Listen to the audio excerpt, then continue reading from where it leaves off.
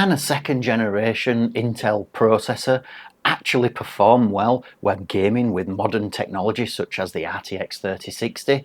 We're going to look today at the i3 2130 and continue my i3 series. So let's find out.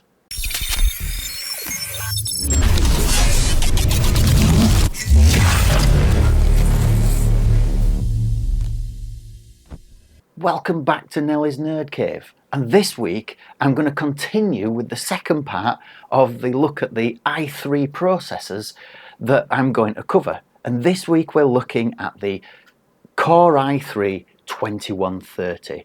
This is a socket 1155, it is 3.4 gigahertz, has a maximum TDP of 63 watts and has 2 cores and 4 threads.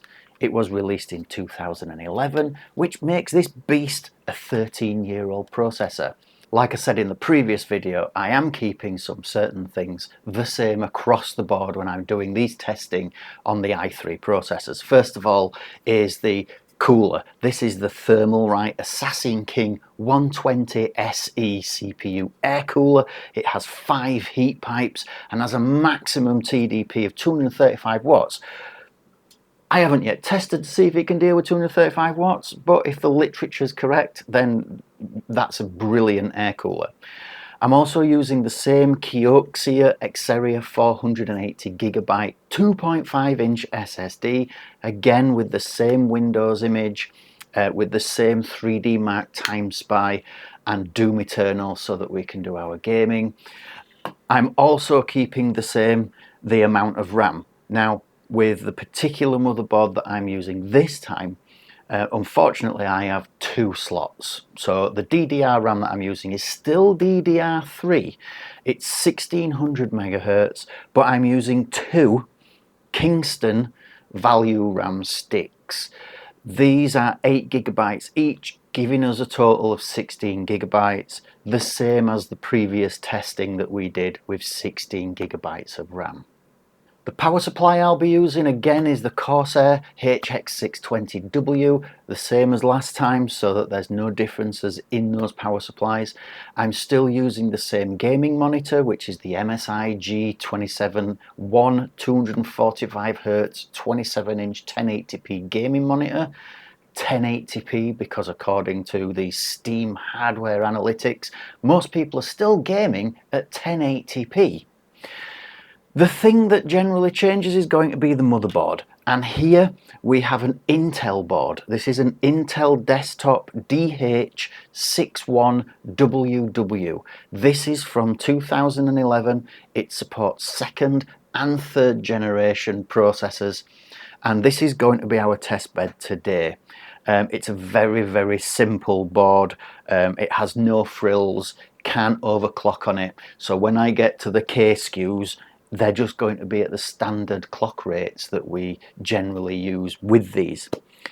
I'm also going to be using the 3 graphics cards previously. So just as a reminder, I'm going to be using the MSI GTX 970 gaming one. This has 4 gigabytes of RAM. It's GDDR5. It has a maximum clock speed of 1253 megahertz. It's PCI 3. But was released in 2014. The second one again is going to be the Palette GTX 1650. This is the Gaming Pro OC version. Again, this is 4 gigabytes of RAM. This is GDDR6 and the clock speed on this one is 1410 megahertz. Again, this is PCIe Gen 3, but this card was released in 2020. The third card that I'm going to be using is the MSI RTX 3060 Ventus 2X, and this has 12 gigabytes of GDDR6. It has a clock speed of 1807 megahertz. It runs at PCIe Gen 4 and it was released in 2021. Having graphics cards that are PCIe Gen 3 and 4 doesn't really matter in this case, as the motherboard we're using only supports generation 2. So some of the speeds might be a little bit slower. However, we should be able to get better results and more stable results because we're using a lower generation of PCIe. So before we get onto the build montage, why did I pick the RTX 3060 and the GTX 1650?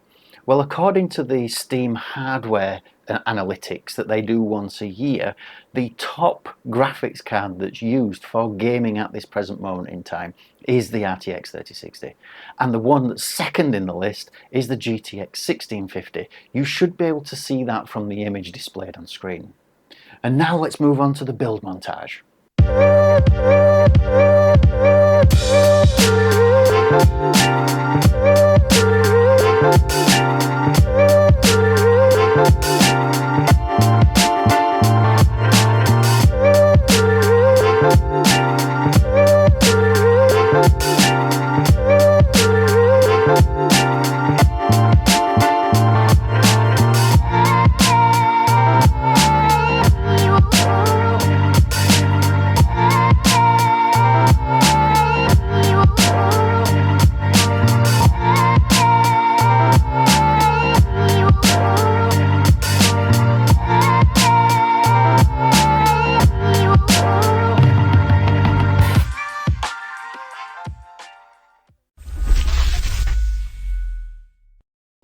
Now benchmarking is complete, we can see here, this is the GTX 970.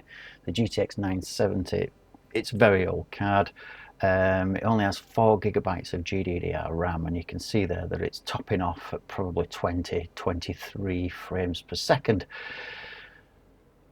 When it gets to the scores at the end, you can see there that it's 28-22, which is not too bad. It's not the greatest, but again, I think what lets it down here is the processor.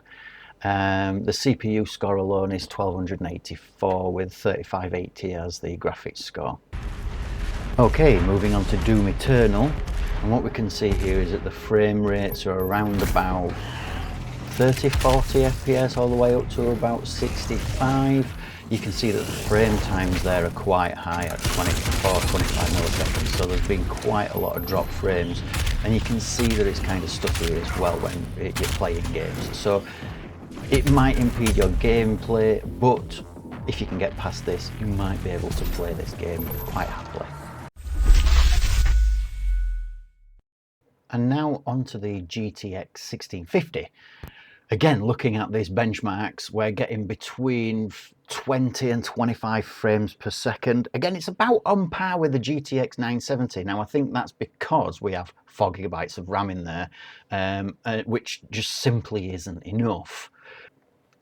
So after our second run with the GTX 1650 installed, we can see that our score has gone down to 2726 compared to the GTX 970 with a 2822.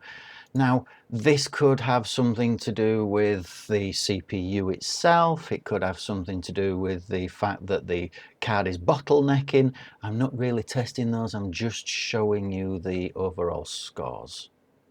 This video is brought to you by VIP SCD Key. If you head over there, using my links in the description below, you'll find they offer cheap OEM Windows 10 and 11 keys for which you can use my discount coded links, which give you big discounts on the specified Windows keys.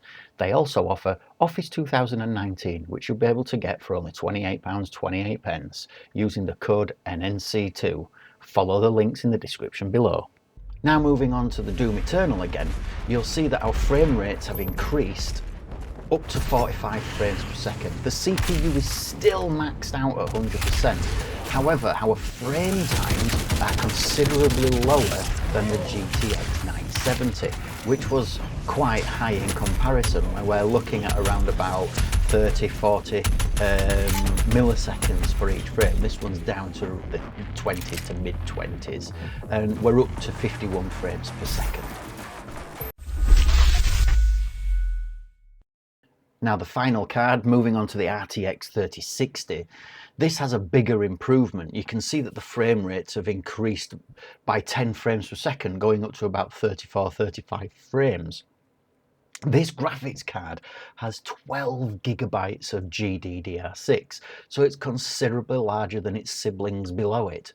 However, it's still quite slow in places, and this is attributed to the actual scores of the CPU.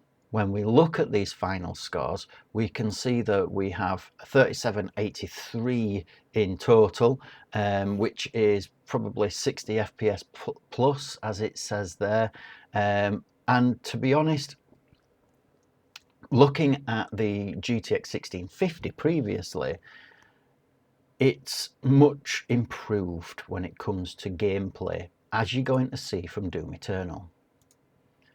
As we move into Doom Eternal, you'll see that our frame rates are now rocketed all the way up to the late 80s, early 90s in frames per second. Our CPU is still 100%, but the gameplay is a lot smoother at this point. Our frame times again are right down in the 15 to 20s, peaking sometimes at 30 to 40, but not too much. So a totally playable game in average. So there you go, the three tests, the GTX 970, the GTX 1650 and the RTX 3070. Improvements across the board depending on which card you get. Now, are the people right on Facebook Marketplace who sell these second generation processors as gaming computers? Just about, I suppose. If you were to buy one of those machines from Facebook Marketplace and then issue it with some games and some relevant graphics cards and some relevant upgrades, then yes, potentially you could actually game on these particular devices. However, you would be hard pressed to play some of the big name games such as Starfield, and I'd be surprised if it even plays Crysis. And with that, I hope you enjoyed my video. If you did, please don't forget to like and subscribe by hitting the button below. And until next time, see you later.